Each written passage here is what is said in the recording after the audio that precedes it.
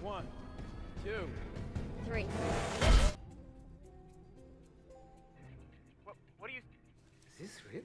Yes. Okay, good. Now you can press it. Now what?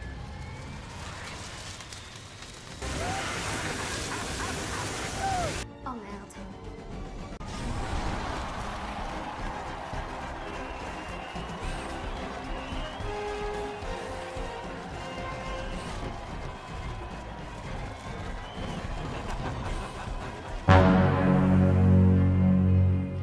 Halo Sambaters, dimanapun kalian berada, masih bersama saya, Om Kun. Oke Sambaters, kali ini Om Kun akan membahas sebuah film yang berjudul No You See Me. No You See Me adalah sebuah film yang bertema sulap dan dirilis pada tahun 2013. Film ini disutradarai oleh Louis Leterrier. Aduh, susah banget nih namanya. Film ini juga berhasil membawa pulang piala penghargaan bergengsi di Amerika, yaitu penghargaan People's Choice Award 2014 dalam kategori favorit thriller movie. Oke, tanpa berbasa-basa lagi dan without ngenteni long again, siapkan cemilan, makanan, dan juga snack yang ada di dekat kalian. Langsung saja.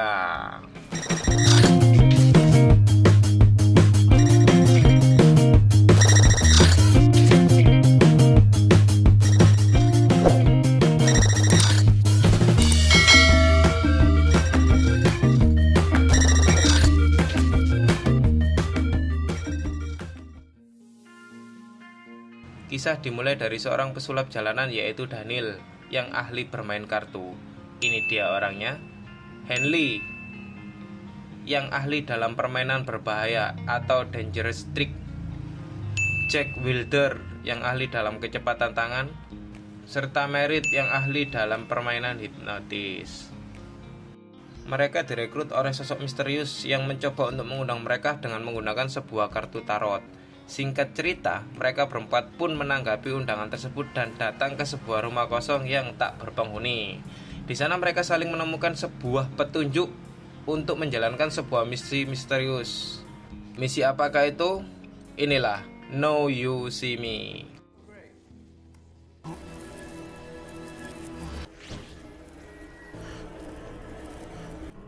Blueprints. Who do you think did?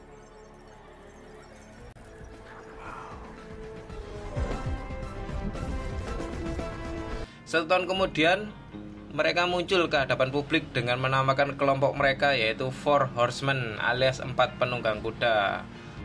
Pertunjukan pertama mereka dilakukan di Las Vegas dengan sponsor Arthur Treasler. Pertunjukan pertama mereka adalah mencoba untuk merampok bank.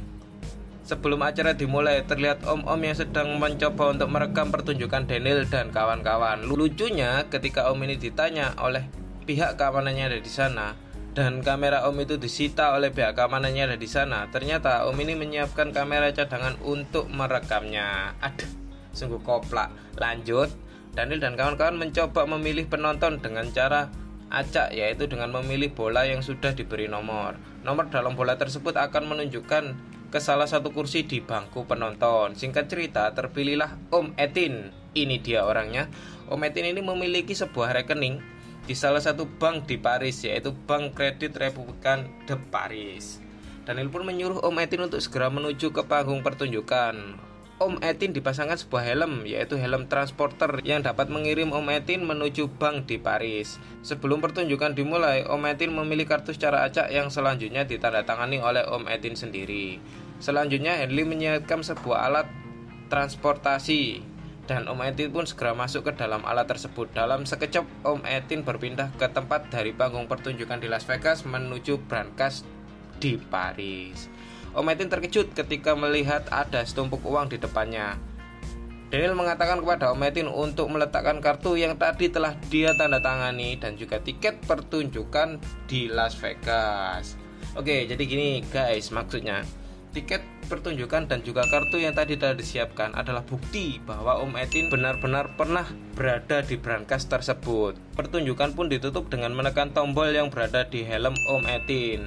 Dan uang dalam brankas itu pun tersedot dan langsung bertebaran ke panggung pertunjukan di Las Vegas.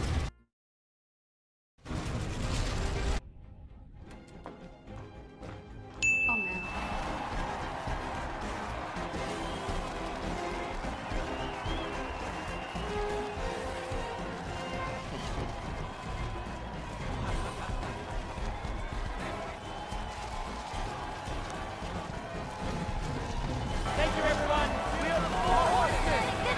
Tentu saja kejadian tersebut membuat heboh seluruh penonton dan juga pihak kepolisian di Las Vegas serta pihak bank Prancis juga. Untuk itu Dylan, ini dia orangnya, mendapat tugas untuk menangkap Daniel dan kawan-kawan.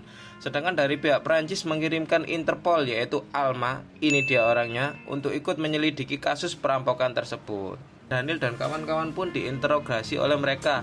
Namun Daniel dan kawan-kawan dengan santainya menjawab semua pertanyaan Dylan dan mempermalukannya dengan trik-trik sulap yang mereka kuasai. Singkat cerita, karena kurangnya bukti yang menunjukkan keterlibatan mereka, sehingga Daniel dan kawan-kawan pun dilepaskan oleh Dylan. Ternyata pada saat pertunjukan Four Horsemen ada Om Thaddeus Bradley, ini dia orangnya. Ini adalah orang yang tadi disita kameranya guys. Untuk selanjutnya kita sebut saja Om Bradley. Om Bradley ternyata merekam pertunjukan Daniel dan kawan-kawan. Orang ini adalah orang yang anti pesulap guys. Artinya dia berusaha mengungkap trik-trik yang dilakukan oleh pesulap dan mempermalukannya serta menjualnya secara online. Dylan dan Alma pun datang ke tempat Om Bradley. Dengan mudah Om Bradley dapat mengungkap trik yang dilakukan oleh Daniel dan kawan-kawan. Ternyata di bawah panggung pertunjukan ada lubang yang dibuat mirip dengan brankas yang berada di Prancis. Di sana Om Bradley menjelaskan mulai dari pemilihan bola yang digunakan. Bahkan korban di sini yaitu Om Etin sudah dipilih oleh Daniel dan kawan-kawan dari awal.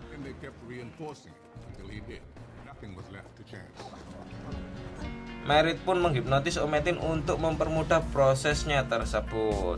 Om Bradley menjelaskan kalau Daniel dan kawan-kawan mencoba untuk mensabotase proses pengiriman uang di bank tersebut. Bagi Four Horsemen, sangat mudah untuk menghipnotis dan memanipulasi uang yang berada dalam mobil pengiriman tersebut. Om Bradley menjelaskan kalau uang asli tersebut diganti dengan uang berbahan kertas magic. Ingat ya guys, kertas magic bukan tisu magic. Lanjut, pertunjukan kedua pun dilakukan di New Orleans. Tiket langsung terjual dalam waktu 35 detik. Di sisi lain, Arthur sebagai pihak sponsor mengetahui rencana Om Bradley, yaitu merupakan ancaman untuk kesuksesan Four Horsemen. Arthur menawari sejumlah uang kepada Om Bradley untuk meninggalkan kota dan tidak mengungkap trik sulap dari Four Horsemen. Namun tawaran tersebut ditolak oleh Om Bradley. Om Bradley menjelaskan bahwa ini bukan pertama kalinya dia diancam. Scenes berpindah ke tempat Daniel dan kawan-kawan. Tiba-tiba Om Bradley datang menemui Daniel dan kawan-kawan menjelaskan mengenai DI dan mendoakan kepada Daniel dan kawan-kawan supaya pertunjukan malam ini lancar. Ini adalah semacam sindiran ya guys, untuk membuat mental dari Daniel dan kawan-kawan ini jatuh. Namun Daniel dan kawan-kawan mampu menunjukkan trik sulap kecil kepada Om Bradley sehingga Om Bradley sendiri malu dan meninggalkan tempat tersebut tanpa berkata apa-apa. Singkat cerita, pertunjukan pun dimulai. Namun sebelum pertunjukan dimulai, Daniel dan kawan-kawan memperkenalkan kepada penonton dua orang yang berusaha menangkapnya dalam aksi sulap sebelumnya, yaitu di Las Vegas. Siapakah orang itu? Dia adalah Dylan dan juga Alma. Setelah mempermalukan agen Dylan dan Alma, Daniel dan kawan-kawan pun mulai pertunjukan sulapnya dengan trik-trik sulap sederhana, mulai dari menghilangkan kelinci di dalam box sampai aksi hipnotis yang dilakukan oleh Merritt. Singkat cerita, pertunjukan Daniel dan kawan-kawan sampai pada puncaknya. Mereka menyuruh setiap orang yang berada di sana untuk menuliskan saldo rekeningnya dalam sebuah amplop. Demikian juga di panggung ada tulisan saldo dari rekening sponsor mereka yaitu Arthur. Tentu saja karena Arthur adalah sponsor dari mereka, amplop yang dimiliki oleh Arthur serta saldo yang dimilikinya pasti dalam jumlah besar. Namun tak diduga saldo dari Arthur berkurang sedikit demi sedikit dan berpindah ke penonton. Awalnya Arthur mengira itu hanya bagian dari pertunjukan Daniel dan kawan-kawan. Namun saat ada penonton yang mendapatkan notifikasi di HP mereka saat saldo mereka bertambah, Arthur merasa bahwa dia telah dirampok oleh pesulap-pesulap yang telah dia besarkan namanya. Dan saat Arthur mencoba untuk meraih Merritt, tiba-tiba kakinya sudah terborgol. Melihat aksi perampokan di depan mata Dylan pun tak tinggal diam dan berusaha mengejar Daniel dan kawan-kawan. Saat Dylan berkata, "Freeze!"